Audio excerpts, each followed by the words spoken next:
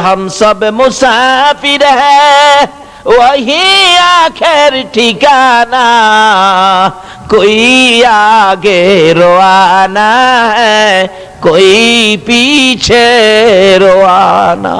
আমরা কেউ এই দেশের বাসিন্দা নয়। যত বড় ঘরই বাঁধেন, যত মজবুত, যত আরসিসি, যত ফাউন্ডেশনই দেন, আমরা এই দেশের বাসিন্দা কেউ নয়। আমরা সকলেই এই দেশের মেহমান। কি বলেন, ঠিক কিনা? এই দেশ থেকে একদিন বিদায় হতে হবে কিনা বলুন তো? একদিন এই দেশ ছাড়তে হবে, এই পোশাক খুলতে হবে, সাদা পোশাক পরতে হবে, কবর দেশে যাইতেই হবে। আসুন এই কবরের মেহমান হওয়ার আগে কি করতে হবে সেজন্য একটু আলোচনা আপনাদেরকে নিয়ে করব কোরআন হাদিস থেকে। তাই আসুন আলোচনায় ঢুকে যাই। কবরের আযাব সম্পর্কে কিছু আলোচনা, আসুন আগে বাড়ি, তাই আলোচনায় ঢুকবো সরাসরি। এখন মহব্বতে আর কয়েকবার দরুদ শরীফ পড়ুন, আলোচনায় ঢুকে যাই। আল্লাহুম্মা সাল্লি সাইয়্যিদানা মুহাম্মাদ, আল্লাহুম্মা দেনা মোহাম্মদ নবী মাওলানা মোহাম্মদ নবিয়ানা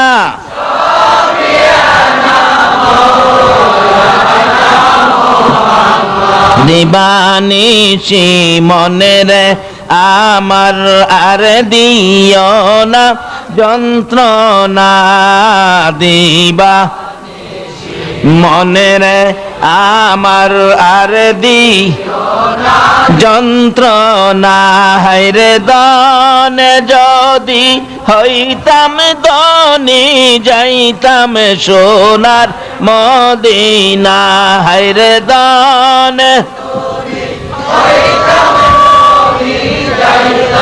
সোনার মদিনা।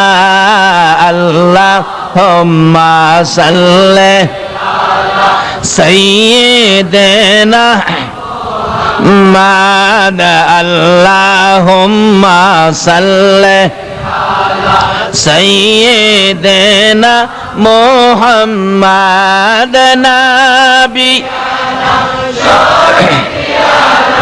মাওলানা মুহাম্মদ নবিয়ানা মাওলানা বালাগাল উলা বিকামালিহি কাশাফাদ দুজা বিজামালিহি হাসনাতে জামিউ খিসালিহি সাল্লাল্লাহু।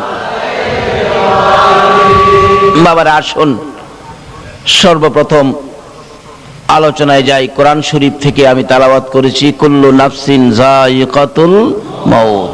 আমাদের সকলকে একদিন মৃত্যুর স্বাদ গ্রহণ করতে হবে কিনা?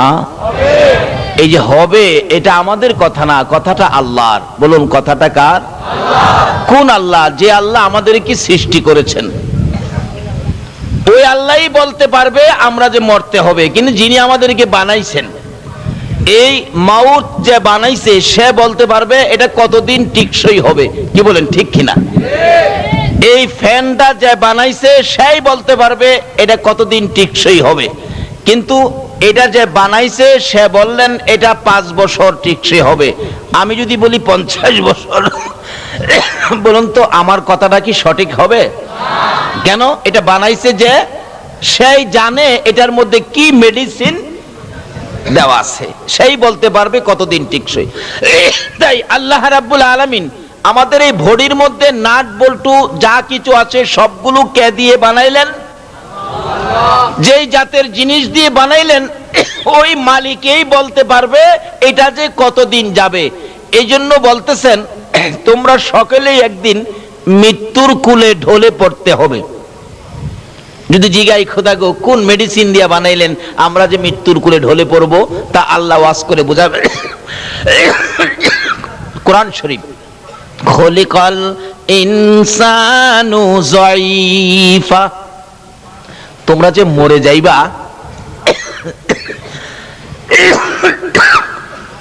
এই জন্য, কারণ আমি তোমাদেরকে বানানোর সময় নরম করে বানাইছি, দুর্বল করে বানাইছি। খলিকাল ইনসানু জয়ফা, এই মানুষ আমি তোমাদেরকে দুর্বল করে বানাইছি। বলুন আমাদেরকে দুর্বল করে বানাইছে কে বলতেছে? এখন যদি জিগায় আল্লাহ আমরা দুর্বল করে কি দিয়া বানাইছেন, আল্লাহ তাও জবাব দিবেন কোরআন শরীফ, ইন্না খলাকনাল ইনসানা মিন নুতফা, একবারে নাপাক দুর্গন্ধযুক্ত পানি দিয়া বান্দা তোরে বানাইছি, তাই তুমি যে মরে যাইবা এটা মাইনা নাও। বলুন আল্লাহ যেভাবে আমাদেরকে বুঝাইলেন আমাদের মরতে হবে, এটা কি আপনাদের বিশ্বাসে আসছে? তাহলে মরার পরে যেই দেশে যাবেন এই দেশটার নাম কি?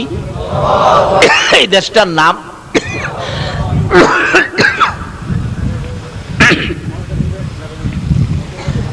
এখন আমাদের দেশের মানুষ কুয়েত যায়, কাতার যায়, সৌদি যায়, লন্ডন যায়, আমেরিকা যায়, যাওয়ার আগে দেখবেন বন্ধু বান্ধবদেরকে জিগায় কুয়েতের অবস্থা কি, পরিবেশ কেমন, কাতারের পরিবেশ কেমন, যে জায়গাটায় যাব জায়গাটা ভালো নেই, এমন কিছু জয় জিজ্ঞাসা করে। আচ্ছা আপনারা যে এই দেশ ফালায়া কবরে যাবেন, কবরের অবস্থা কি কেউ কি কোনোদিন কাউরে জিগাইছেন? জিগায় না। অথচ এই কবরটা যাইতে হবেই, না যায়া কোনো উপায়। আজকে দুনিয়ায় একটা ঘর বাড়ি করতে গেলে নিজের কত চেষ্টা, অথচ কবরের বাড়িতে যে আপনি যাবেন আপনার কোনো চেষ্টা নাই। আপনি মৃত্যু হইয়া দেখেন না এলাকার লোকজন আপনার বাড়িটা বানানোর জন্য তৈয়ার হবে কিনা বলুন তো? কেউ কোদাল নিবে, কেউ খন্তি নিবে, কেউ ঘাস কাটতে যাবে, কেউ কাফনের কাপড় আনতে যাবে, আপনাকে বিদায়ের জন্য পাগল পাগল হয়ে যাবে যত বড়ই হন, কিন্তু 2 দিন আপনাকে কেউ রাখবে না। আচ্ছা এই কবরটার ভিতরে যে আপনি যাবেন, কবরের খবর কি কেউ নিছেন? এই কবরটা যে কত কঠিন, রাসূল বলেছেন এই কবরে 99টা সাপ থাকবে। কয়টা সাপ? এরপর এমন সাপ না যে সাপগুলি মেরে ফেলবেন, একটা সাপে যদি আপনাকে ধ্বংসন করে ব্যথায় 70 গজ মাটির নিচে চলে যাবেন। আবার অন্য সাপেরা ইস্পাতের নূক থাকবে, টাইনা টাইনা উঠাবে, যাও কই দুনিয়ায় বড় রং করেছো, এবার শাস্তি ভোগ করো। আরেকটা সাপে দংশন করবে, এইভাবে একের পর এক 99টা সাপ দংশন করতে থাকবে। আচ্ছা বলুন তো এই বিপদ থেকে বাহির হইয়া কোথাও যাওয়ার কোনো সুযোগ পাওয়া যাবে? নাই। কিন্তু এখান থেকে সুযোগটা নিতে হবে। কিভাবে নেবেন?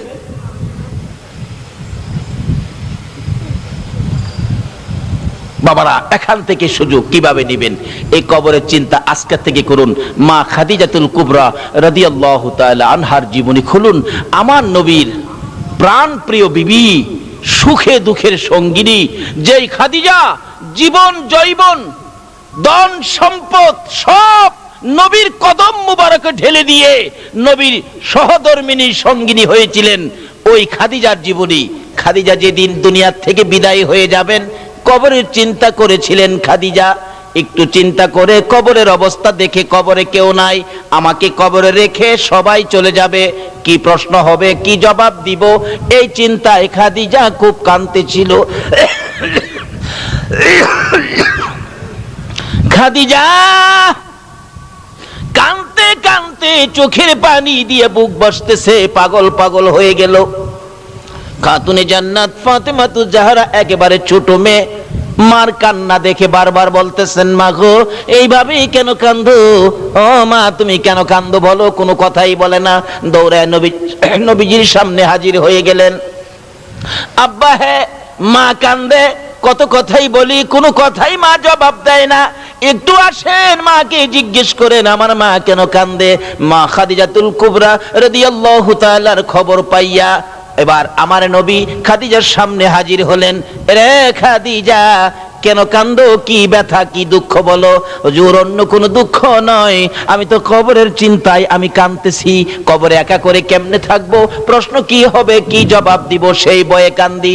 আমার নবী বলেন, খাদিজা রে আমি রাসূল তোমার পক্ষে আছি, এত ভয়ের কারণ তোমার নাই। বলুন রাসূল যদি কারো পক্ষে থাকে কোনো ভয় আছে কিনা? ও খাদিজা, আমি রাসূল যে তোমার পক্ষে, তোমার কিসের ভয়? খাদিজা বলে হুজুর দুনিয়ায় আপনি থাকবেন আমার পক্ষে, কবরে তো আপনি যাবেন না। রাসূল বলেন খাদিজা কবরে না গেলেও আমি উপর থেকেও ভিতরের কাজ চালাইতে পারি। আল্লাহু আকবার বলুন। বলুন নবী উপর থেকেও ভিতরের কাজ চালাইতে পারে কিনা? যদি নবীর পরিচয় কবরে যা দেওয়া যায় আর কোনো ভয় আছে? তার বাস্তব। আমি কিছুদিন আগে কেরানীগঞ্জ মাহফিলে গেলাম। কেরানীগঞ্জের এমপি হলেন আমানুল্লাহ আমান এবং মন্ত্রীও। মাহফিল শেষে রাত্র 12টা-1টার পরে বাহির হব।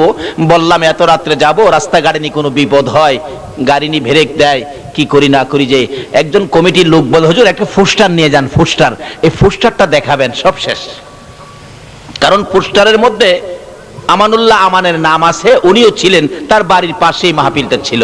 ঠিকই পোস্টারটা নিয়ে আসলাম, সংসদ ভবনের পিছন দিয়ে গাড়ি ঢুকলো, রাত্র প্রায় 2টা। এমনি দেখি কালো পোশাক হাত বাড়াইছে। কালো পোশাক চিনেন নাই? বাবারে খুব ভালো চিনে। গাড়ি যেমন আপনি আপনিই ব্রেক হয়ে গেছে। কোত্থেকে আসলেন এত রাত্রে? মাহফিলে গেছিলাম। কোথায়? পোস্টারটা খুলে দিলাম। পোস্টার দেখে অফিসার পড়তেছে, প্রধান অতিথি আমানুল্লাহ আমান, ডালিকান্দি। ও আমানুল্লাহ আমান সাহেবের বাড়ির কাছে গেছিলেন নাকি? হ্যাঁ উনিও ছিলেন। আমি হ্যাঁ উনিও ছিলেন। আমানুল্লাহ আমান সাহেবের বাড়ি উনি ছিলেন না? ঠিক আছে ঠিক আছে, যান যান যান যান। একজন এমপি তার নাম থাকাতে রাত্রে বিপদের মধ্যে তার নাম দেখে যান যান যান, তার পরিচয়ের উপরে আমাকে যান যান, আর কোনো জিজ্ঞাসা নাই, আর কোনো কিছুই নাই, যান যান যান। আচ্ছা বলুন তো, আজকে আছে কালকে নাও থাকতে পারে, যার উসিলায় কুল কায়নাত, যার জন্য এত কিছু করেছেন, যার প্রেমে আমার আল্লাহ পাগল হয়েছেন, যার উপর আমার আল্লাহ নিজে দুরূদ সালাম প্রেরণ করতেছেন, ওই নবীর পরিচয় কবর দিতে পারলে বলুন কোনো বিপদ থাকবে?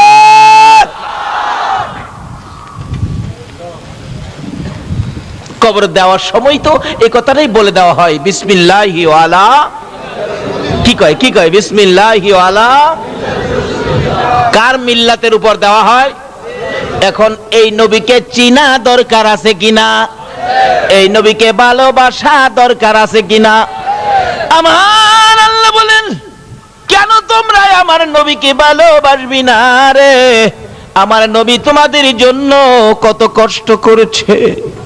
উহুদের জমিনে যেদিন আমার নবীকে মারতে মারতে 2টা দান দান মুবারক শহীদ করে দিয়েছিল, আমার নবী মুখের উপর হাতটা লাগাইয়া চোখের পানিগুলো ছেড়ে ছেড়ে কান্দে। ধাত ভাঙ্গা ব্যথার রক্ত মুবারক, ঠোঁটগুলি বেবে, দাড়িগুলো লাল হয়ে গেছে, জামাটা পর্যন্ত ভিজতেছে। তারপরেও কাফেরে বেঈমানেরা চারদিক ঘেরাও করে ফেলেছে। রাসূল বলেন যেদিকে তাকাই রে শুধু শত্রুর হাতিয়ার, বন্ধু বলে কাউরে দেখি না। ডান দিকে তাকাইলে বাম দিক থেকে মারে, বাম দিকে তাকাইলে ডান দিক থেকে মারে। এইভাবে মারতে মারতে মাথার লোহার টুপিটা টুকরা টুকরা করে জমিনে ফেলে দিল। লম্বা লম্বা 2টা টুকরা গো মাথার 2 পাশে দিয়া ভিতরে ঢুকে গেছে। রাসূল বলেন এমন ভাবে ভিতরে ঢুকেছে, বহু টানাটানি করেছি খুলতে পারি না। মাথার ব্যথায় আমার নবী মাথা চক্কর খাইয়া উহুদের জমিনের মধ্যে পড়ে গেছে। তারপরও নবীকে মারতে ছিল দুনিয়া থেকে বিদায় করে দেওয়ার জন্য। এমন সময় হযরতে জিবরাইল এইভাবে 2টা হাত বাড়াইয়া আমার নবীরে কুলে উঠাইয়া টান দিয়া সরাইয়া নিয়ে আসছে। উহুদ পাহাড়ের মাঝামাঝি, নিচ থেকে দেখা যায় না এমন একটা জায়গায়, নিজের চোখে দেখে আসছি, আল্লাহ দেখাইছে, নিচ থেকে দেখা যায় না এমন একটা জায়গায় আমার নবীকে জিবরাইল কোলে লইয়া ওই জায়গাটায় নিয়ে গেছে। জিবরাইল বলেন নবীকে কোলে রাইখাই আমি ডাকতেছিলাম, এরে উহুদের পাথর, ও উহুদের পাহাড় দেখ, যেই নবী না হইলে কিছুই হতো না, তোরাও হতে না, আমিও হতাম না। এই নবীকে মারতে মারতে বেহুশ করেছে, একটু বিছানার ব্যবস্থা করে দে, আল্লাহর বন্ধুকে শোয়াইয়া রাখি। জিবরাইল বলেন এই বলে ডাক দেওয়ার শোয়ার সঙ্গে সঙ্গে দেখি লম্বা একটা পাথর ফাইটা তোলার মতো নরম বিছানা হইয়া যায়। আজকে পাথর হইয়া আমার নবীরে চিনে রে, উম্মত হইয়া নবী চিনলাম না। জিবরাইল বলেন আশ্চর্য হয়ে গেলাম, পাথর এত সুন্দর বিছানা কিভাবে হলো? এবারে জিবরাইল ওই বিছানার মধ্যে আমার নবীকে শুয়াইয়া দিলেন। এখনো নবীর জ্ঞান ফিরতেছে না। দয়ার নবী মায়ার নবীর দিকে তাকাইয়া জিবরাইল ডাকতেছে, ইয়া রাসূলুল্লাহ, জ্ঞান বুঝি এখনো ফিরে নাই, ব্যথা বুঝি বেশি। একটু পরে নবীজির চোখ দুইটা খুলছে, চোখের পানি জর্জর করে ছেড়ে দিছে। জিবরাইলের দিকে তাকাইয়া জিবরাইল বলেন, ইয়া রাসূলুল্লাহ, জানতে চাই গো আল্লাহর বন্ধু, দান দুইটা শহীদ হয়ে গেছে, দাঁত ভাঙ্গা ব্যথা কেমন লাগে গো বলুন না। আমি জিবরাইলের কাছে বলুন না। আমার নবী জিবরাইলের দিকে তাকাইয়া কান্দে। আমার নবীর দিকে তাকাইয়া জিবরাইল বলেন, হুজুর মাথা ভাঙ্গা গো, এই মাথা ভাঙ্গার ব্যথা কেমন লাগে আমি জিবরাইলের কাছে বলুন না। আমার নবী জিবরাইলের দিকে তাকাইয়া দুইটা চোখের পানি জর্জর করে ছেড়ে ছেড়ে কান্দে। রে জিবরাইল, আমার দাঁত ভাঙ্গা মাথা ভাঙ্গায় তোর বুঝি মায়া হয়েছে রে জিবরাইল। দাঁত ভাঙ্গা ব্যথা কেমন জিগাইলি, মাথা ভাঙ্গা ব্যথা কেমন জিগাইলে? রে জিবরাইল, দাঁত ভাঙ্গা ব্যথা কেমন লাগে জিগাইলি, মাথা ভাঙ্গা ব্যথা কেমন লাগে জিগাইলি, আমার গুনাহগার উম্মতের ব্যথা কেমন লাগে জিগাইলি না। দয়ার নবী মায়ার নবী বলেন, জিবরাইল রে শুনো, দাঁত ভাঙ্গা ব্যথা মাথা ভাঙ্গা ব্যথার চাইতে রে আমার গুনাহগার উম্মতের ব্যথা বেশি। আর এই উম্মতের কান্ডার নবী রহমতের ভান্ডার, বলুন উম্মতের কান্ডার নবী। নবী বিনে রোজ হাসরে কে করিবে পার, নবী বিনে উম্মতের কান্ডার নবী রহমতের ভান্ডার, উম্মতের কান্ডার নবী। মোদের নবী দয়ার সাগর, গুনাহগার উম্মতের পাগল। মোদের নবী দয়ার গুনাহগার উম্মতের পাগল। রোজ হাসরে সেজদায় পড়ে কাঁদবে যারে যার, রোজ হাসরে সেজদায় পড়ে কাঁদবে যারে যার। উম্মতের কান্ডার নবী দার, উম্মতের কান্ডার নবী। যাইয়া দেখো মদিনাতে কান্দে নবী দিনে রাইতে, যাইয়া দেখো মদিনাতে কান্দে নবী দিনে রাইতে। মাফ করিয়ে দাও গো খোদা উম্মত গুনাহগার, মাফ করিয়ে দাও গো খোদা উম্মত গুনাহগার। উম্মতের কান্ডার নবী রহমতের ভান্ডার, উম্মতের কান্ডার নবী বিনে রোজ হাসরে কে করিবে পার, নবী বিনে রোজ হাসরে পার। উম্মতের কান্ডার নবী রহমতের ভান্ডার, উম্মতের কান্ডার নবী।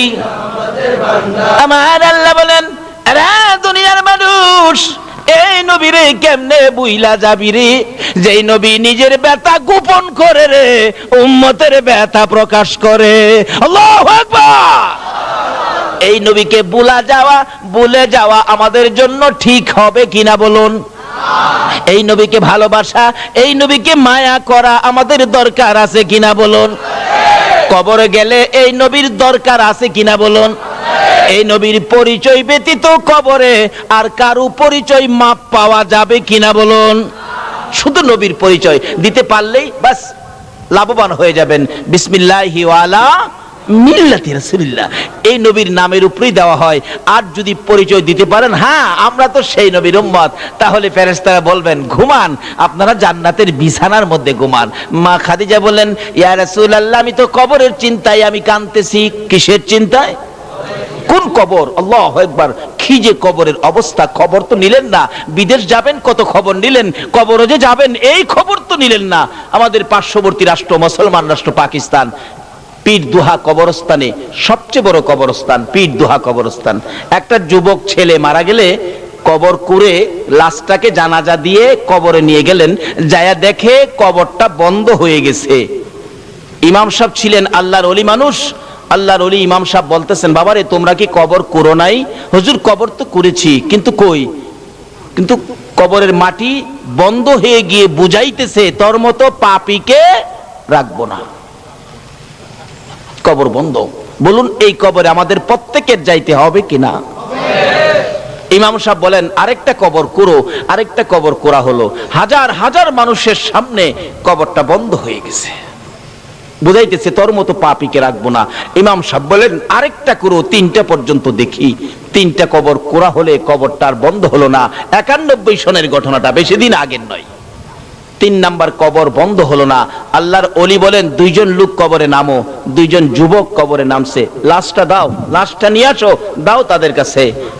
লাশটা নিয়ে আসার আগে আগে কবর থেকে 2টা লোক বলতেছে, হুজুর লাশটা কবরে দিয়েন না, দিবার আগে আপনি একটু দেখেন কবরের অবস্থা কি। আল্লাহর ওলি বলেন দৌড় দিয়ে কবরের পারে যাইলাম, যাইয়া দেখি কবরের ভিতরে 2-2.5 হাত লম্বা লম্বা, এই মোটা মানুষের চোখের মতো বড় বড় চোখ, কালো রঙের বিচ্ছু কবরটা ভরে গেছে। বলুন এই কবরে আমাদের প্রত্যেকের যাইতে হবে কিনা? এবং এই কবরে অনেকের আত্মীয় স্বজন, দাদা দাদি, মা বাবা ঘুমিয়ে আছে কিনা? নিজে তো কবরের খবর নিলেনই না, এমনকি মা বাবা যে কবরে, এই খবরও তো নিলেন না। কি পায়া এই সমস্ত জায়গাগুলি ভুলে গেলেন? বলে হুজুর এই কবরের বিপদ থেকে আমরা বাঁচবো কিভাবে? বাঁচতে হলে আসুন নবীকে চিনি। বলুন কাকে চিনি? যে নবীর দোহাই দিলে সব কি পরিষ্কার। যদি বিশ্বাস না হয় মুসা নবীর জীবনী খুলুন। মুসা আলাইহিস সালামের একজন উম্মত ছিলেন যার জীবনে নাফরমানি ছিল 200 বছর। বলুন কয়শো বছর? 200 বছর নাফরমানি করার পর মৃত্যু হয়ে গেল। এলাকার লোকজন বলেন এত বড় নাফরমানকে দাফন করব না, গলায় রশি লাগাইয়া শেষরাইয়া ময়লার মধ্যে, ময়লার আবর্জনার মধ্যে ফেলে দিলেন। একদিন চলে গেল, কিছু হয় না। 2 দিন চলে গেল, কিছু হয় না। 3 দিন পার হয়ে গেল। আমার আল্লাহটাকে, মুসা রে, ওই ময়লা আবর্জনার মধ্যে আমার একজন বন্ধু বসে আছে, আমার বন্ধুটাকে আইনা কাফন দাফন করো, আমার বন্ধু ময়লার মধ্যে পড়ে আছে। মুসা নবী বলেন, প্রভু গো, আপনার বন্ধু ময়লার উপরে কোন জায়গায়? ঠিকানা দিলেন। না না না, এত নাফরমান, 200 বছর পর্যন্ত নাফরমানি করছে। যার জীবনে ভালো কোনো কাজ করে না, খারাপ কোনো কাজ পাইলে ছাড়ে না, সেই ব্যক্তি।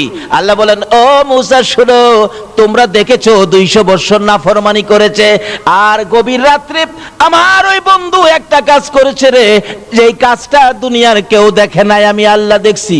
বলেন কি? কি কাজ?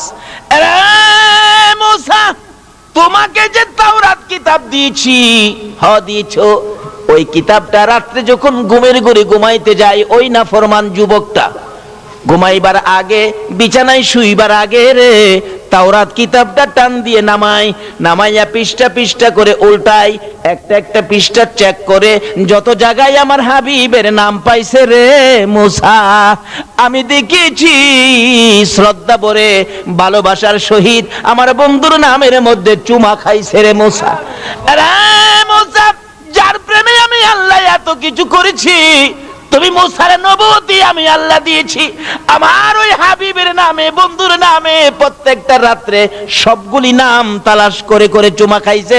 জীবনে কোনোদিন আমার বন্ধুর নামে চুমা না খাইয়া যুবকটা ঘুমায় নাই। তাই আমি আল্লাহ তারা 200 বছরের নাফরমানি একদিকে নিয়েছি, আর আমার বন্ধুর নামের চুমাটুকু আরেকদিকে নিয়েছি।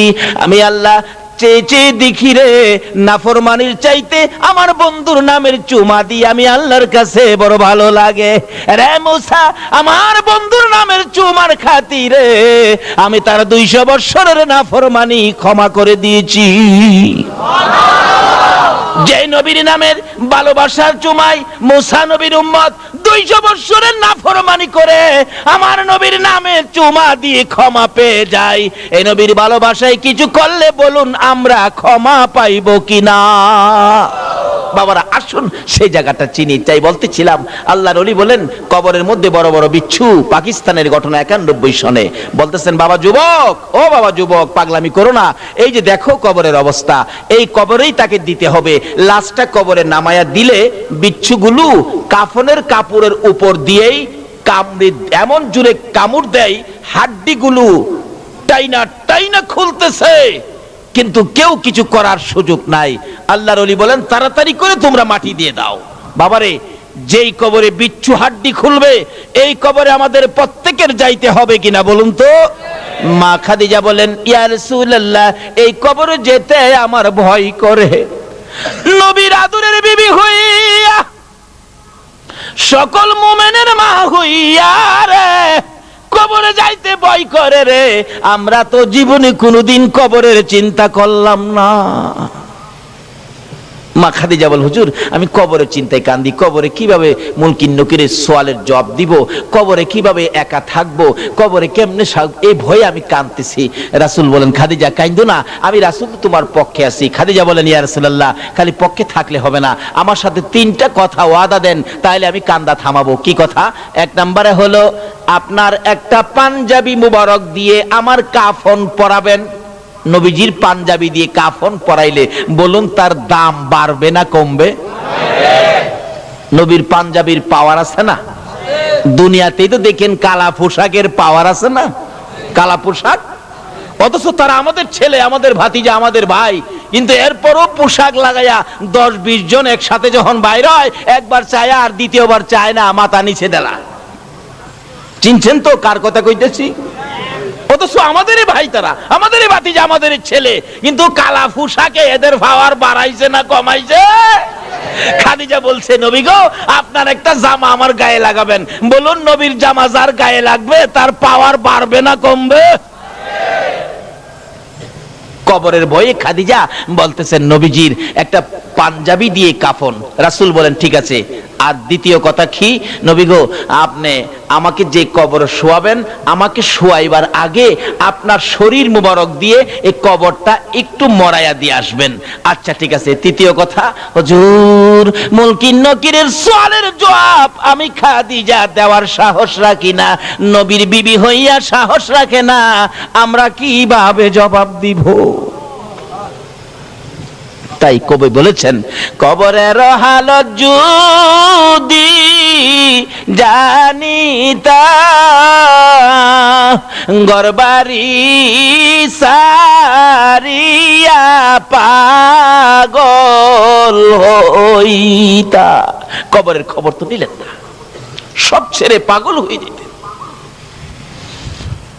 হুজুর 3 নাম্বার প্রশ্ন হলো আমাকে দাফন করার পর সবাই যখন চলে যাবে আমাকে কবরে ফেলে, আল্লাহর বন্ধু গো আপনি নবী যেতে পারবেন না, আমার পাশে থাকবেন। মুনকির নকির আসলে মুনকির নকিরের সওয়ালের জবাব আপনি দিবেন, আমি সাহস রাখি না। রাসূল বলেন ঠিক আছে 3 কথা রাখলাম। এবার মৃত্যুর পরে কাফন নবীজির জামা দিয়ে হলো, নবী নিজে কবরে নামলেন, খাদিজাকে শুয়াইলেন, দাফনের কাজ সম্পূর্ণ হলো, সাহাবীরা সব সরে গেল, আমার নবী খাদিজার মাথার পাশে বসে আছে। 10 মিনিট চলে যায় মুনকির নকির আসে না, আধা ঘন্টা চলে যায় মুনকির নকির আসে না। বলুন আমরা রে কবরে শুয়াইলে মুনকির নকির কয় ঘন্টা পরে আইব? কয় কদম?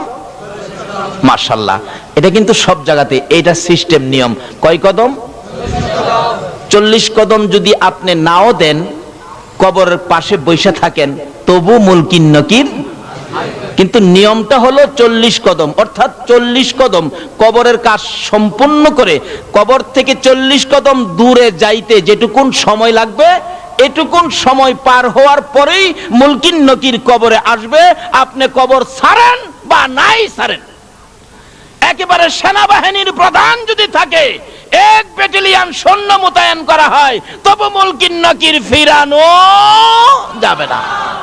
আয়েশা হাজির,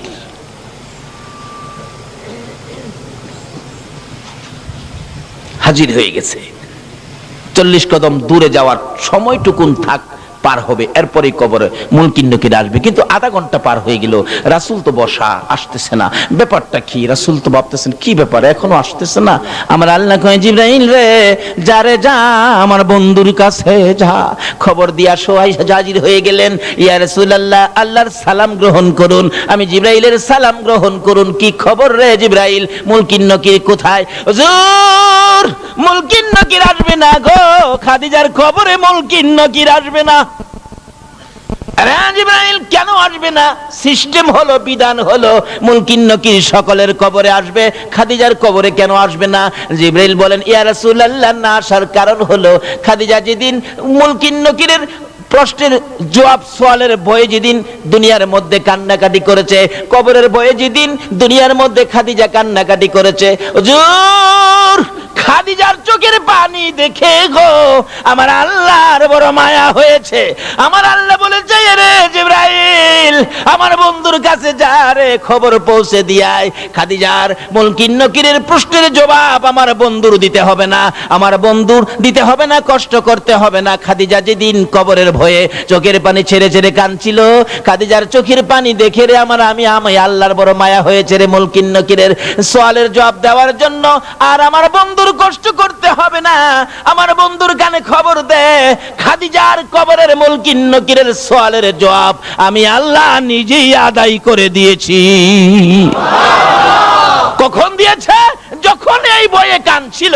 বলুন, কবরের বয়ে কাঁদছেন এমন কেউ বলতে পারবেন? পারবেন না। তাই কবি বলেছেন, কবরেরও হালত যদি জানিতা, ঘর বাড়ি সারিয়া পাগল হয়ে যাইতা। সেই কবরের খবর নিলাম না। এই কবরের বিপদ থেকে বাঁচতে গেলে আখিরি নবীর উম্মত হন। তার সাথে সাথে আরেকটা ব্যাপার আছে। সেই ব্যাপার কি? আমার নবী একদিন সাহাবীদেরকে নিয়ে রাস্তা দিয়ে চলছেন, হঠাৎ নবীজি দেখে একটা কবরের ভিতরে আযাব। বলুন, কবরের আযাব আমার নবী দেখে কিনা? রাসূল বলেন, সাহাবীরা তোমরা হাত বাড়াও, দোয়া করি আমার উম্মতের কবরে আযাব। হাত বাড়ালে, আল্লাহ আমার উম্মতের কবরের আযাব বন্ধ করে দাও। জিবরাইল এক, হুজুর আপনি দোয়া করলেও আযাব বন্ধ হবে না। কই কি? রাসূলের দোয়ায় আযাব বন্ধ হবে না? কেন বন্ধ হবে না? হুজুর বন্ধ হবে না কেন রে জিবরাইল? আমি তো আমার সাহাবীদেরকে নিয়ে দোয়া করতেছি। জিবরাইল বলে, হুজুর শুধু সাহাবী কেন, 1,24,000 পয়গাম্বর সহ যদি দোয়া করেন আপনি সকল পয়গাম্বরের নেতা হইয়া, তারপরও আজকে দোয়া কবুল হবে না। আরে জিবরাইল, কেন কবুল হবে না? হুজুর আপনার এই উম্মত তার মায়ের কলিজায় আগুন দিয়া কবরে শুইছে, যতক্ষণ পর্যন্ত তার মা তাকে ক্ষমা না দিবে গো, ততক্ষণ পর্যন্ত রাসূলের দোয়াও কবুল হবে না।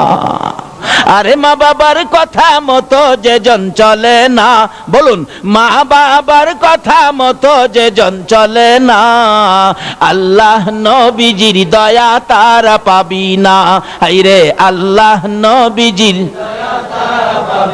মা বাবাকে দুঃখ দিলে নামাজ রোজা যাইবি ফলে, মা বাবাকে দুঃখ দিলে নামাজ রোজা যাইবি ফলে, মার কলিজায় আঘাত দিলে খোদা সহে না, মার কলিজায় আঘাত দিলে খোদা সহে না, আল্লাহ নবীজির দয়া তারা পাবি না। আইরে আল্লাহ নবীজির মা বাবা অতি আপন, মা বাবার করো যতন, মা বাবা অতি আপন, মা বাবার করো যতন, তিন কথার সাথী পায়া বুইলা যায়ও না, তিন কথার সাথী পায়া বুইলা যায়ও না, আল্লাহ নবীজির দয়া তারা পাবি না। আইরে আল্লাহ নবীজির। আমার নবী বলেন, জিবরাইল তার কবরের আযাব আমি যে সইতে পারি না। জিবরাইল বলেন, ইয়া রাসূলুল্লাহ যতক্ষণ পর্যন্ত তার মা জীবিত আছে, তার মা তাকে ক্ষমা না দিবে, ততক্ষণ পর্যন্ত আপনার দোয়ায়ও সে মাপ পাবে না। কত বড় কথা! রাসূল দোয়া করেন, কবুল হয় না। কাকে কষ্ট দেওয়ার কারণে? ঘুমাইছেন? কাকে কষ্ট দেওয়ার কারণে? কারণ মা, কোন মা চিনছেন নি? রাত্র 2টাই হোক 2:30টাই হোক, সন্তান বাড়িতে না আসা পর্যন্ত বলুন তো বুড়িশ্বরের কার ঘরের দরজাটা খোলা আছে? কয়েকজনে কইছে সন্তান বাড়িতে আসলো না, এ বরিশ্বরের একজন সন্তান বাড়িতে আসলো না, 2টায় বাইজা গেছে রাত্র।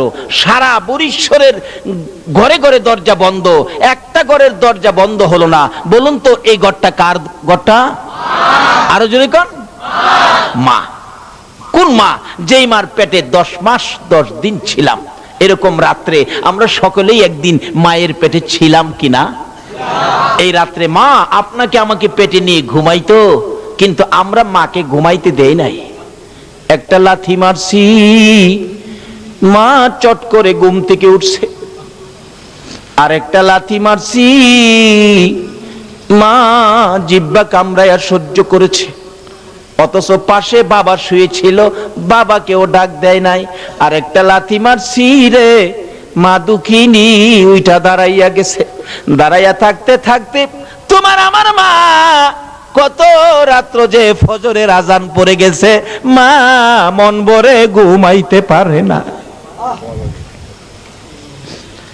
এই মারে যদি কষ্ট দাও গো, রাসূলের দোয়াও কবুল হবে না। তারপরেও জীবনে কত মা তোমার আমার মতো একটা সন্তানের মুখ দেখার আশায় কত মা যে দুনিয়া থেকে বিদায়ী হয়েছে, হয় নাই? ডেলিভারিতে অনেক মহিলা মারা যায় নাই? তারপরও মা জাতি, মহিলা মেয়ে, তাদের কত সাথ, তাদের সঙ্গের মহিলাটা ডেলিভারিতে মারা গেছে, এরপরও অন্য মহিলারা কি বাচ্চার আশা কি ছাইরা দিছে? জীবন দিয়ে হইলেও একটা বাচ্চার মুখ দেখতে চাই। বাবারা, কবরে যাবেন, এই মার সাথে ব্যবহার কি করেছেন এটা আগে পরিষ্কার করেন। রাসূল বলেন, আমি তো ডাকতেছি জিবরাইল, এই আযাব আমি উপস্থিত থাকতে আমি সহ্য করব কিভাবে? জিবরাইল বল, হুজুর তার মার কাছে ক্ষমা না পাওয়া পর্যন্ত আল্লাহ তাকে মাপ দিবে না, আপনি রাসূলের দোয়াও কবুল হবে না। রাসূল বলেন, তার মা কোথায়? ঠিকানা দিলে যে ডাকতেছে, মা আপনার ছেলেটা মারা গেছে। জি হুজুর মারা গেছে। আপনার ছেলের কবরে তো আযাব চলছে। মা বলেন, হুজুর আযাব হইতাছে? আল্লাহ আরো আযাব দেখ। হ্যাঁ আমারে পুইরা লাইছে। মারে কষ্ট দেওয়ার মানুষ আছে না বাংলাদেশে? হ্যাঁ আমারে পুইরা লাইছে হুজুর। রাসূল বলেন, মাকে তো না দেখাইলে মা মায়া হবে না। রাসূল বলতেছেন, মা আপনি একটু আসেন, আপনার ছেলের অবস্থা দেখা যান। কবরের পাশে দাঁড় করাই রাসূল বললেন, প্রভু গো, তার মাকে কবরের আযাব দেখার শক্তি দাও। বলুন এই নবীর কথাই দিবে কিনা? বলতে দেরি, শক্তি দিতে দেরি নাই। মা দেখে কবরের ভিতরে আযাব, মাথার থেকে চামড়াটা সিলাইয়া একটা টানে পাও পর্যন্ত নিয়ে যায়। আর ওই সিলানো শরীরের মধ্যে দাও দাও করে আগুন। ছেলেটা মা মা কইয়া চিৎকার মারে। মারে চিনেন না? বিপদে আপদে পড়লে বলুন অটোমেটিক মুখ দিয়া কার কথা আসে? পায়ে ব্যথা পাইয়া পায়ের নুকটা একবারে সিটা পড়ে গেছে, বলুন পায়ে হাত দিয়া কি বলে কাঁদতেছে বাচ্চাটা? মা, মা গো মা। পেট ব্যথায় অস্থির, শ্বশুর বাড়িতে খাইয়া এমন খাওয়া খাইছে ব্যথা উঠছে পেটে, বলুন কি বলে কাঁদতেছে জামাই? মা, মা গো। শাশুড়ি কই, বেটা আমার বাড়িতে খাইয়ে তোর মারে ডাইকা কান্দোস? আমার আল্লাহ কই, তোর বাড়িতে খাইলে কি বো, ব্যথাই বেদনায় মার কথাই আসবে, জুতা দাবাই রাইলে ও তোর কথা আইতো না। কেন? এই সন্তান নিয়ে কষ্ট ব্যথা বলুন কে বুক করেছে? মা। এই জন্য ব্যথাই বেদনায় পড়লে কার কথা মুখ আসে? মা। বলে হুজুর বাবার কথা কইতেন না, বাবা কি কম কষ্ট করছে, রোজগার করে খাওয়াইছে না? বাবার কথা আসে একবার কোন সময়, ব্যথাই বেদনায় না। দেখবেন এই বৃষ্টি বাদলের দিন সকালবেলা ঘর থেকে ওইটাই দেখে উত্তর দিক দিয়ে এমন আকাশে মেঘ জমেছে, একবারে কালো অন্ধকার হয়ে রয়েছে। ঘুম থেকে ওইটা এই কালো হাঁসটা দেখা বলুন তো কি বলতেছে? বাবা রে বাবা। দিনের হাঁস দেখলে বাবার কথাই, কিন্তু ব্যথাই বেদনায় বাবার কথা বলুন কার কথাই? মা। রাসূল বলতেছেন, আল্লাহ তার কবরের আযাবটা দেখার শক্তি দাও। মা দেখতেছে ছেলেটা সমস্ত শরীরের চামড়া নাই, জাহান্নামের আগুন দাউ দাউ করে জ্বলতেছে। মাগো মাগো মাগো কইয়া কাঁদতেছে। আবার চামড়া ভরে যায়, পাও থেকে ফেরেশতারা চামড়াটা সিলাইয়া মাথা পর্যন্ত আনে, আবার জাহান্নামের আগুন জ্বলতে থাকে। মাগো মাগো কইয়া কান্দে। মা সন্তানের ব্যথা দেখে রে মা নিজের ব্যথা ভুলে গেছে। তাই আমি বলি, ছেলে মাকে ভুলে যাই গো, মা ছেলেকে ভুলে না। এমন দরদি মাকে আর ব্যথা দিও না।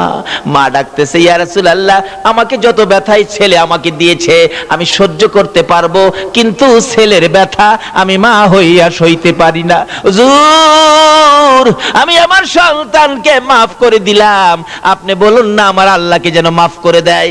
এই মা মাফ করে দিলাম কথাটা বলতে দেরি হয়েছে, আমার রাসূল পাশে থাকার বরকতে মায়ের ক্ষমা দেওয়ার সঙ্গে সঙ্গে তার কবরটা জান্নাতের বাগান হয়ে যায়।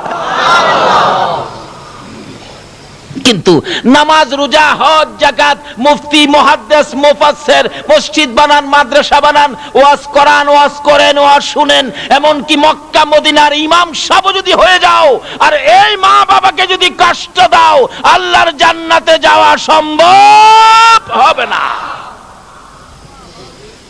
তাই আসুন আমরা কি করতে হবে, কোরআন শরীফ কি বলে দেখি। কোরআন শরীফ বলছে কি, ওয়াসাইনাল ইনসানা বিওয়ালিদাইহি ইহসানা।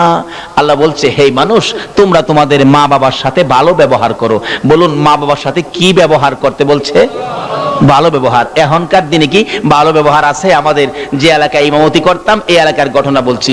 এক বুড়া বাবা ছেলের সাথে ঝগড়া লাগিয়া, বুড়া বাবা শিক্ষিত মানুষ, এক পর্যায়ে রাগ হইয়া ছেলেকে ধমক মারলেন, তোমাকে সেট আপ। ছেলেও শিক্ষিত, বাবার প্রতি রাগ হইয়া উল্টা মাইরা দিছে, আপনাকে ডবল সেট আপ। আচ্ছা, এই ব্যবহারটা কি ভালো ব্যবহার হলো? ভালো ব্যবহার কিভাবে করবেন? কোরআন শরীফের মধ্যে ঘোষণা আছে আরেক জায়গায়, তোমরা বাপ মার সামনে দাঁড়াইলে মাথা নিচু করে দাঁড়াও, বুকটা টান করে দাঁড়ায়ও না। বাপ মার সাথে কথা বলতে গেলে বাপ মার কথা সুরের চাইতে তোমার কথা সুরটা বড় করো না। বাপ মা যদি কোনো কথা তোমাকে কটু বলে ফেলে, বাপ মার সাথে গিয়ার দেখাইও না। বাপ মা যদি তোমাকে থাপ্পড় মারে, বাপের মায়ের থাপ্পড় খায়া কান্দো, এমন কান্দা কান্দো না যেই কান্দায় তোমার মা ওই আবার কষ্ট পাবে। কানতে থাক হইলে দূরে চলে যাও, মসজিদের ওই পাশে চলে যাও, নিরিবিলি কান্দো, তোমার মা যেন এই শব্দটা শুনতে না পারে। আল্লাহু আকবার বলুন। এই শিক্ষা দিতেছেন আমার আল্লাহ। বলুন, এই শিক্ষা কে দিতেছেন? আল্লাহ।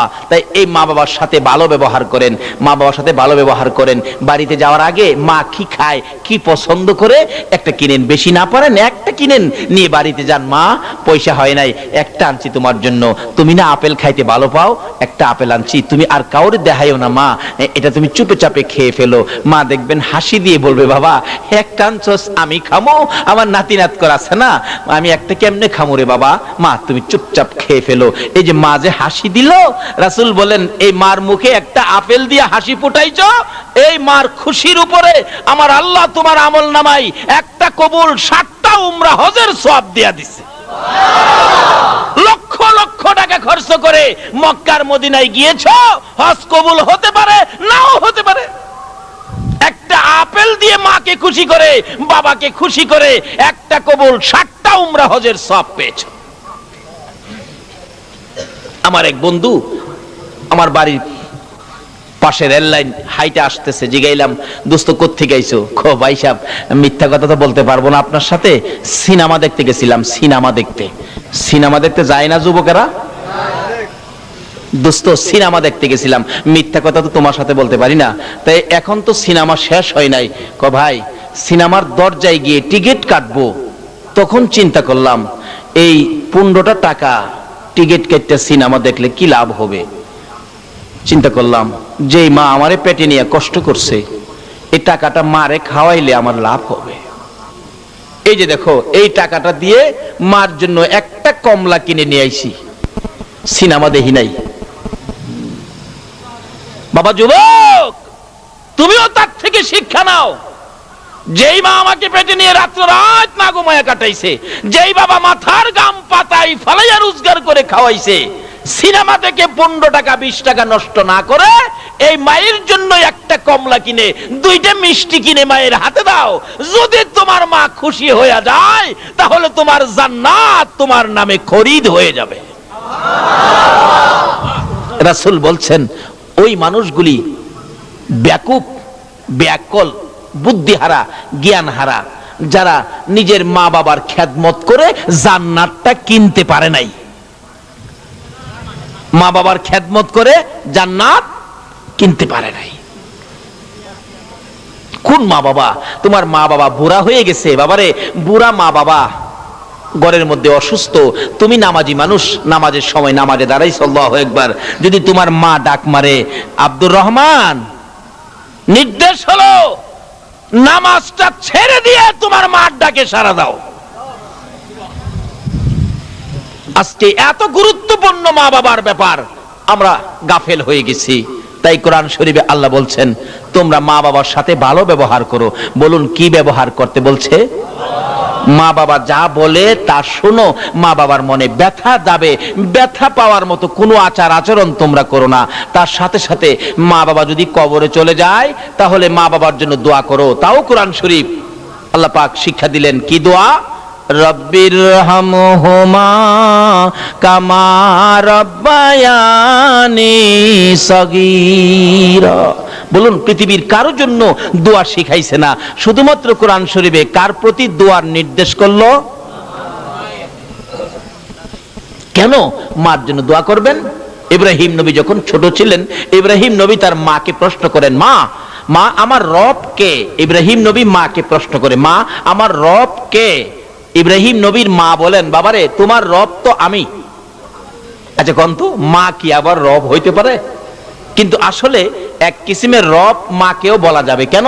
রব শব্দের অর্থ হলো লালন পালনকারী। আচ্ছা মা একদিন ছোটকালে আমাদেরকে লালন পালনের দায়িত্ব নিছে কিনা বলুন তো?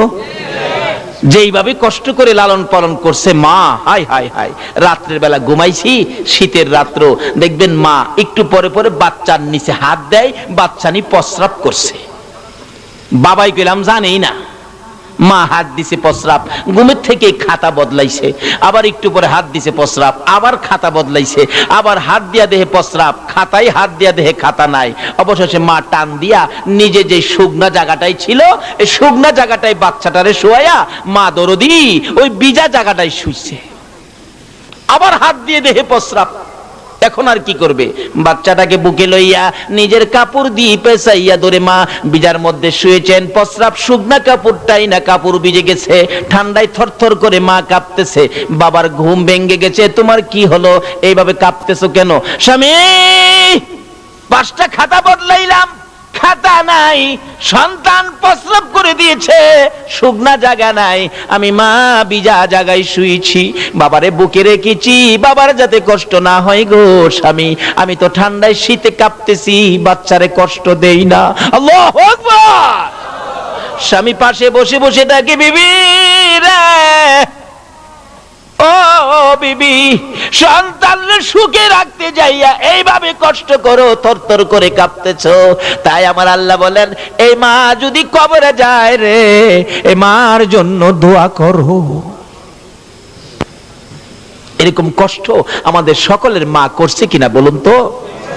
লালন পালন কিভাবে করেছে? 5টা 7টা সন্তানের মা আছে না বাংলাদেশ? কুমিল্লাতে এক মাহফিল করলে এক মুফতি সাহেব, মুরব্বী মানুষ, জিগাইলাম চাচা আপনার ছেলে মেয়ে কয়জন? খালি হাসে জবাব দেন, আর ছেলে মেয়ে কয়জন? হাসে। ছেলে মেয়ের কথা জিগে আপনি হাসেন কেন? বাবারে ছেলে মেয়ের সংখ্যা যদি কই তুমিও হাসবা। কি কন? কতজন ছেলে মেয়ে? 20 জন। আপনারাও তো হাসলেন। আসলে 20 জন সন্তানের কথা কইলে কেন না হাসবো? কারণ ওখানে সরকারের আইন এলো, যে সরকার ওই ক্ষমতা যায়, ওখানের সিস্টেম আইন এলো, ছেলে হোক মেয়ে হোক 15টাই যথেষ্ট। কি কন? 15টা না? কয়জন? 2টা। আচ্ছা 2টার জায়গায় যদি 20টা হয়, আর এই খবর ওখান সরকার পায়, হ্যাঁ তাল ভর্তি ভাড়াইতো না? আর না হইলে বান্দরবন ভাড়াইব, জোর জংলা সাফ করো গিয়া। কয়জন ছেলে মেয়ে? 20 জন। 20 জন ছেলে মেয়ের বাবা। এটা 2 বছর আগের ঘটনা।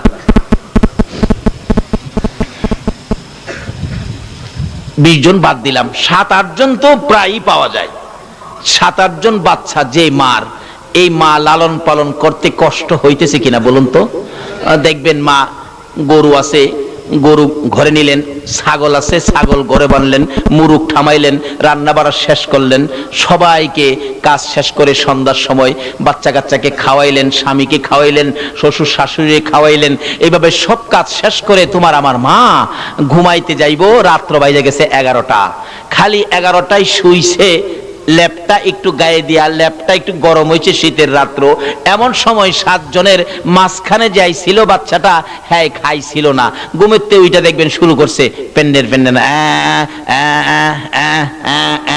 মা কয় কি হয়েছে তোর? কোনো কথা কয় না, খালি আছে না বাচ্চা এরকম করে না? আধা ঘন্টা পর্যন্ত কাঁদছে, কোনো কথা কয় না। আরে কেন কাঁদতাছস আধা ঘন্টা পর্যন্ত? কয় আমি যে ভাত খাইছি না, তুমি জানো না? মা কয় এটা কি আধা ঘন্টা কাইন্দা কোন লাগে? আগেই তো তুই কইতারস। এরকম একটা বিরক্ত মারে আমরা করছি কিনা কন্ত? বাবাই কয় হ্যার ফেন ফেনি আর সহ্য হয় না, গলার চিপটা মাইরা বাইরে ফেলাই দে। আচ্ছা কোন মা কি মাইরা ফেলাই দিছিন? মা কয় তুমি ঘুমাও। এই সম্পূর্ণ বিরক্তি বলুন কে সহ্য করেছে? মা। এই মারে কষ্ট দিয়া বেহেশত যাইতেন নামাজ পড়া, যায়েন বেহেশত গারো ধইরা বাইর করে দিব।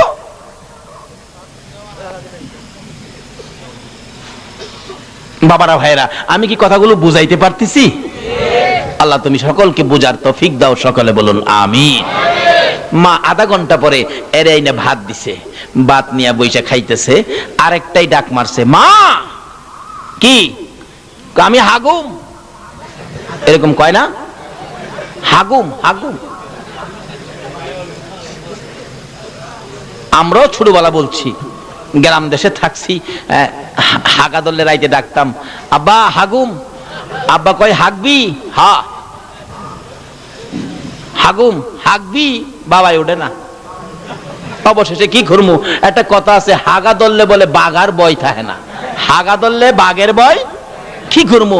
দরজাটা খুইলা দৌড় দিয়া উঠানের কিনারে গিয়ে হাঁক দিয়ে বয়ে গেছি, ছোটবেলা আর কি। এমন সময় শোনা যায় বাড়ির পাশেই শিয়াল ডাকতেছে, ও হাই হাই হাই, কি বিপদ রে, পাশে শিয়াল। বাবাই ঘরে থেকে কয়, ভয় পাইস না, আমি চায়ে রইছি। আচ্ছা ঘরের ভিতরে থেকে বলে চায়ে রইছে, ওহনো বাইরে না। একটু পরে দেখি আরেকজন দৌড় দিয়া বাহির হইয়া একবারে মাথার পাশে খাড়িয়ে রইছে। বলুন তো উনি কে? আরো জোরে বলুন কে? এই মার পায়ের তলে জান্নাত, রাসূল কইছে। মা গিয়া কইতেছে, তুমি ঘরে থেকে কৌছাই রইছো শিয়াল কাছে, আমার বাবার কাছে ঘরে থেকে কৌছাই রইছো। বাবা আইতে রাজি না। মা কইলাম সামনে। কি বলেন ঠিক কি না? আরেক বেচারা কইতেছে, বাবা আমি হাগুম। বাবা কয় হাগবি? কহ। বাবা আমি হাগুম। কয় হাগবি? কহ। বাবা আমি হাগুম। কয় হাগবি? কহ। হাগুম কুম্বালা হাইগা দিছি ওই। বাবাই খালি কয় হাগুম উঠবি উঠ, বাবাই তোর উড়ে না। এরপরে কয় হাগুম কুম্বালা হাইগা দিছি ওই। অহন ভালো হইছে না? মা হাগুম হাগবি, এটারে বাদ দিয়া এটারে লইয়া উঠানের কিনারে আধা ঘন্টা পর্যন্ত শীতের রাত্র, হ্যাঁ হাক দেবো গান গা টুন টুন টুন টুন। মাই জিগাই খিরে গান গাছ হাগা হইছে? কয় হইলে তো আমি কমু, তোমার কোন লাগবো? 1 ঘন্টা গেছে, কয় মা কোন রকম হইছে। মা সুচু করাইছে, পানি পরিষ্কার করাইছে, এবার পায়খানা পরিষ্কার করে ধুইয়া মুইসা কুলে নিয়া বিছানায় শুয়া মা খালি খালি শুইছে, এমনি আরেকটাই চিৎকার মারছে, মা আমি তো প্রস্রাব কইরা দিছি।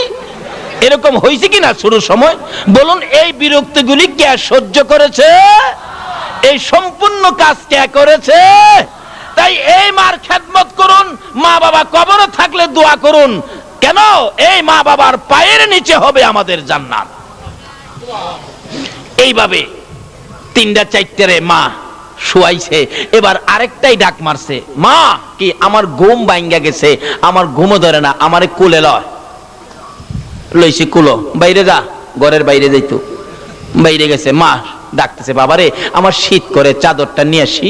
কয় না, চাদর আনতে পারবি না, এই শীতের মধ্যে। মা দেখলেন সন্ধ্যার থেকে নিয়ে এই বাচ্চাকে লালন পালন করতে যায়া এইভাবে বাচ্চা কোলে নিয়ে ঘুম পাড়াইতে গেলে ঘুমও তো আর আসে না। হঠাৎ শোনা যায় মসজিদে আজান পড়ে গেছে, আসসালাতু খায়রুম মিনান নাও। মা এইভাবে বাচ্চাদের লালন পালনের দায়িত্ব নিয়ে গো কত রাত্র মা না ঘুমাইয়া কাটাইছে। তাই মাকেও এক কিসিমের রব বলা যায়। তাই দোয়ার মধ্যে আসছে, রব্বির হামহুমা কামা রব্বায়ানি সগীরা। এক কিসিমের রব মাকেও বলা যাবে। আজকে সেই মার সাথে যদি বেঈমানি করো গো, আমার নবীর শাফায়াত নসিব হবে না, আমার আল্লাহর মায়া দয়া তুমি পাইবা না। মার সাথে ভালো ব্যবহার, মা কবর থাকলে দোয়া। আর মা যদি দুনিয়ায় থাকে, মাকে খুশি করো। রাসূল বলছেন, যার বাবা জীবিত তার বেহেশতের একটা দরজা খোলা আছে, যার মাও জীবিত তার বেহেশতের দুইটা দরজা খোলা আছে। আল্লাহু আকবার বলুন। এক ছেলে স্বপ্নে দেখে আল্লাহর আরশের খুঁটির মধ্যে চুমা দিতেছে।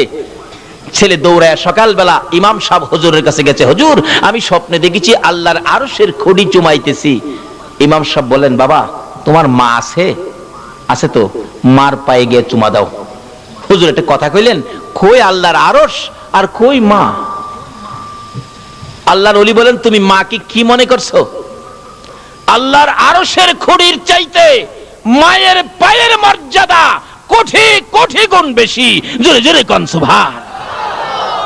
কারণ যেই মায়ের পায়ের নিচে জান্নাত, আরশের খুঁটির নিচে জান্নাত নয়। সুবহানাল্লাহ। আজকে সেই মার সাথে ভালো ব্যবহার আমাদের দরকার আছে কিনা বলুন? মারও উচিত সন্তানদেরকে ভালো পথে পরিচালনা করা, বাবারও উচিত সন্তানদেরকে ভালো পথে পরিচালনা করা। আজকে যেই সন্তান, যেই মা বাবা এই সন্তানকে পেটে নিয়েছো, যারা আজকের এই সমাজ কল্যাণ যুব সংঘ করে এত বড় মাহফিলের আয়োজন করেছে, এই বৃষ্টি বাদলের মধ্যে এমন সন্তান জন্ম দেওয়া, এই পথে সন্তানদেরকে পরিচালনা করা, এটাও মা বাবার দায়িত্ব। আজকে যেই মা বাবার সন্তান মাহফিলের আয়োজন করেছে, আর যেই মা বাবা এই সন্তানের মা বাবা হয়েছেন, উভয় জীবন ধন্য। যদি এর মধ্য থেকে কেউ কবরে থাকে, আজকের মাহফিলের উসিলায় তাদের কবরগুলোকে জান্নাতের বাগান বানিয়ে দেওয়া হয়েছে। যেইভাবে মাহফিলটা সাজানো হয়েছে, তাদের কবরগুলোকে এইভাবে আজকে সাজানো হয়েছে। ফেরেশতারা বলেন, প্রভু গো এই কবরগুলো সাজানো হলো কেন? এই কবরের এই অবস্থা কেন? আল্লাহ বলেন, তাদের সন্তানেরা আজকে দুনিয়াতে জান্নাতের বাগান সাজিয়েছে, এই বরকতে তাদের মা বাবার কবরকে আমি জান্নাতের বাগান সাজাইলাম। কাজী এমন সন্তানের মা হও, বাবা হও, যারা এরকম মাহফিলের আয়োজন করবে, ভালো কাজ করবে, সত্য পথে থাকবে, মসজিদে যাবে, নবীকে ভালোবাসবে, ওলিদের পক্ষে থাকবে, ওই সমস্ত সন্তান মা বাবা হতে পারলে জীবন ধন্য হবে, কবরে গিয়েও শান্তি পাবেন। তাই আসুন, যে সন্তানেরা মাহফিলের আয়োজন করেছেন, আল্লাহ যেন তাদেরকে প্রত্যেক বছর এই মাহফিল এভাবে করার তৌফিক দেন, এবং আল্লাহ যেন তাদেরকে নেক হায়াত দেন।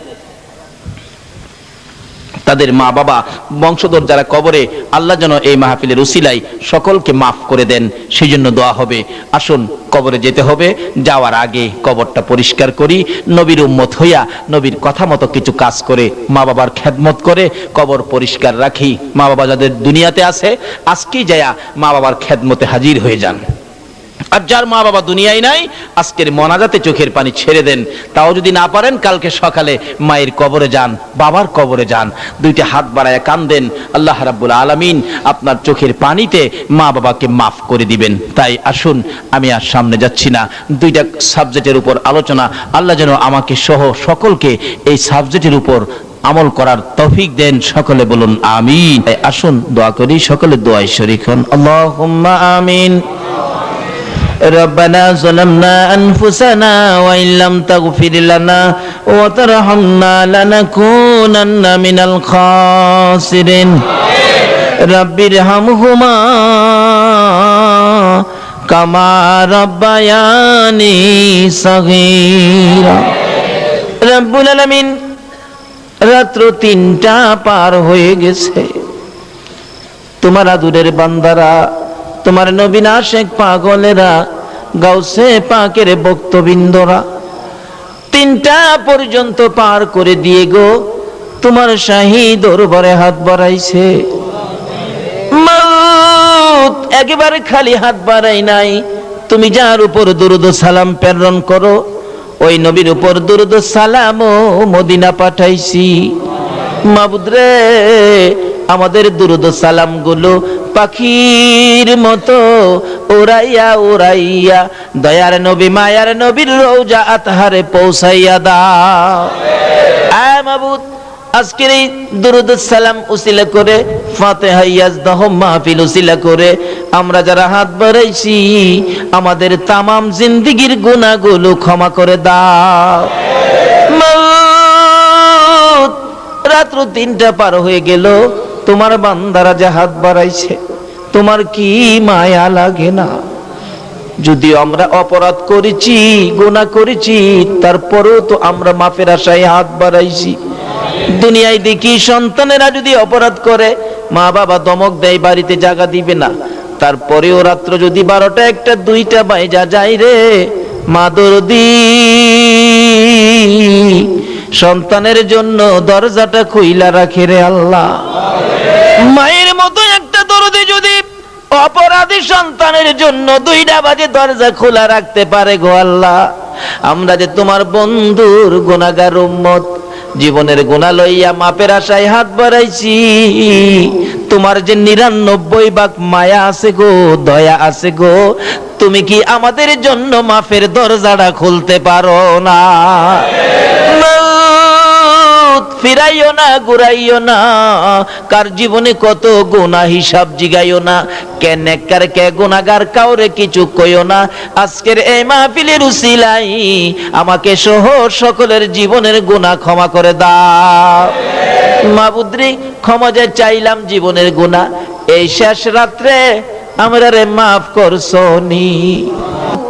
যারা নামাজি নামাজ কবুল করো, যারা নামাজ পড়ে না নামাজের বুঝদান করো, বেনামাজি বানাইয়া সাদা কাফন গায়ে লাগাইও না গো আল্লাহ। যারা মদিনা যাওয়ার পাগল, পাখির মতো উড়াইয়া মদিনা লইয়া যাও গো আল্লাহ। মদিনা না দেখাইয়া এই মাহফিলের কাউকে তুমি আজরাইলের হাতে তুলে দিও না। মদিনা রে, ও সুন্দর মদিনা, মদিনা যে কেমন লাগে গো, যারা যায় নাই তারা তো বুঝবে না। মদিনায় যখন রওনা হয়েছিলাম 2001-এ, বৃহস্পতিবার দিবাগত রাত্রে বাস ছাড়ছে, আগে মদিনায় নিয়ে যাবে। রাত্র 2টার দিকে মুআল্লিম সাহেব বলতেছেন, হাজী সাহেবরা ঘুমায়েন না, আর কিছুক্ষণের মধ্যে আমরা ঢুকে যাব সোনার মদিনা। দেখি সকল হাজী সাহেবরা সজাগ হয়ে গেছে। মুআল্লিম সাহেব গো, কোন সময় ঢুকবো গো প্রেমের মদিনায়? একটু পরে মুআল্লিম বলেন, হাজী সাহেবরা দুরূদ শরীফ পড়তে থাকুন, এই তো আমরা মদিনায় ঢুকে গেলাম গো। সমস্তটা শরীর যেন পশমগুলো দাঁড়াইয়া গেছে, কলিজায় যেন ঠান্ডা লাগতেছে, শোনা যায় কানে যেন আওয়াজ আসতেছে, হায় আমার পাগলেরা। যাইতে যাইতে আরো ঘন্টা খানিক গাড়িটা চললো। মুআল্লিম বলেন, দুরূদ শরীফ পড়ুন আর জানালাগুলি বন্ধ করে দেন। জিজ্ঞেস করলাম, মুআল্লিম সাহেব জানালাগুলি বন্ধ করব কেন? মুআল্লিম চোখের পানি ছেড়ে দিয়ে বলেন, হুজুর আমাদের বাংলাদেশ থেকে এমন পাগলও আসে গো, আমার নবীর রওজাটা দেখলে লাফাইয়া ইয়া রাসূলুল্লাহ বলে বাস থেকে পড়ে যায়।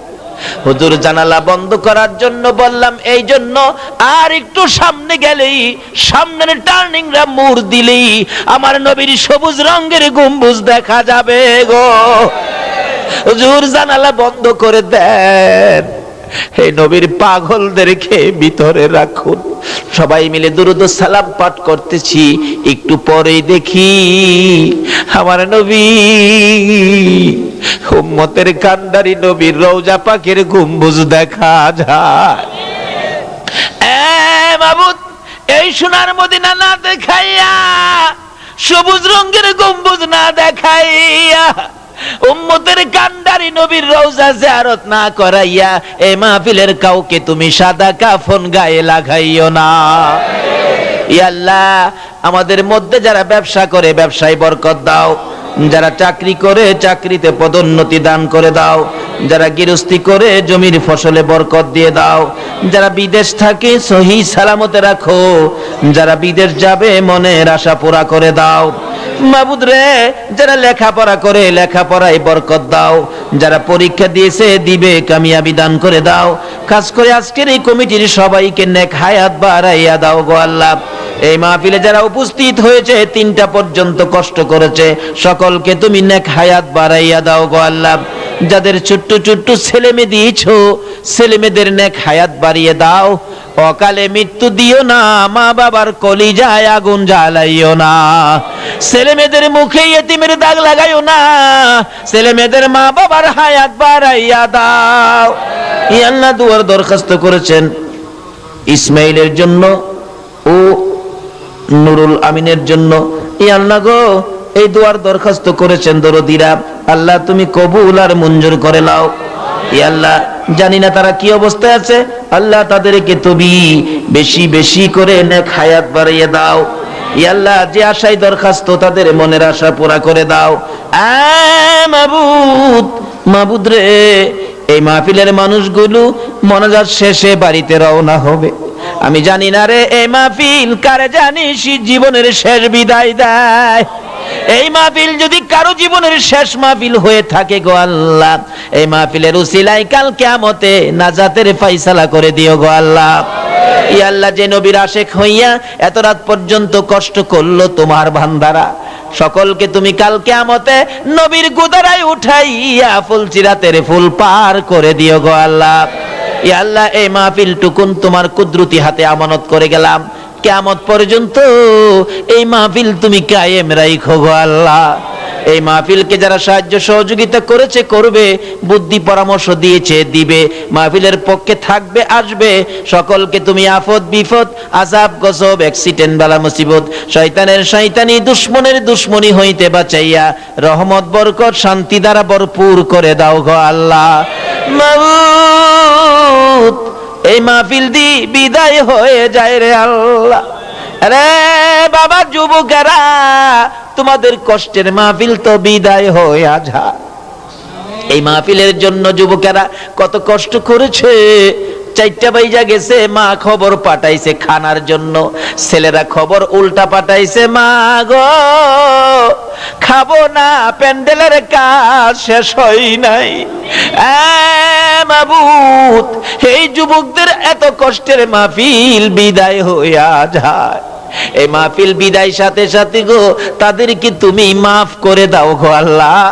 এই যুবকদেরকে তুমি খালিদ বিন ওলীদের মতো ইসলামের সৈনিক বানাইয়া দাও গো আল্লাহ।